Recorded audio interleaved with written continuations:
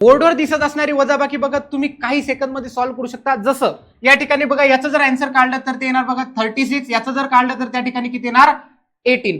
तर कशा पद्धतीने याला सॉल्व्ह करू शकतो, याच्यामध्ये एक पॅटर्न आहे। जसा बघा ही जी संख्या याच्या एकक स्थानी बघा काय आहेत 2 आहेत आणि या संख्येच्या दशक स्थानी बघा किती आहेत 6 आहेत आणि पुढची जी संख्या आहे बघा यांच्या अंकांची अदलाबदल करून मिळालेली संख्या आहे आणि यांचा काय घ्यायचा आपल्याला फरक घ्यायचा। तर यामध्ये काय करायचं बघा अतिशय सोपी ट्रिक्स आहे, या दोन्हीचा घ्यायचा त्या ठिकाणी फरक म्हणजे काय 6 मधून 2 गेले त्या ठिकाणी राहिले 4 आणि याला काय करायचं 9 न गुणायचं म्हणजे या ठिकाणी काय करणार गुणीला 9, 9 चूक त्या ठिकाणी किती 36। या पद्धतीनेच बघा आपल्याला सगळ्या एक्झाम्पल मध्ये अशाच पद्धतीने करायचं। जसं 5 वजा त्या ठिकाणी करायचे बघा 3 जे येणार 2 आणि त्याला गुणायचं बघा 9, 9 दोन्ही किती होणार त्या ठिकाणी 18। नेक्स्ट परत बघा या ठिकाणी 84 वजा 48 दिले तर 8 मधून 4 गेले किती राहिले 4 आणि याला किती न गुणायचं 9 न जे की आन्सर किती येणार बघा तुमचं 36।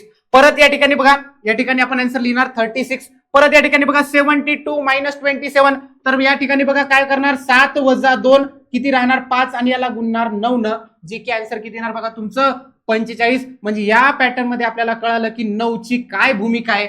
याच पद्धतीने बघा बोर्डवर दिसत असणारं 5 नंबरचं एक्झाम्पल तुम्ही काय करा सॉल्व्ह करा आणि याचा आन्सर नेमकं काय आहे ते आम्हाला कमेंट मध्ये नक्कीच कळवा आणि जर चॅनलला नवीन असाल तर नक्की सबस्क्राईब करा। धन्यवाद।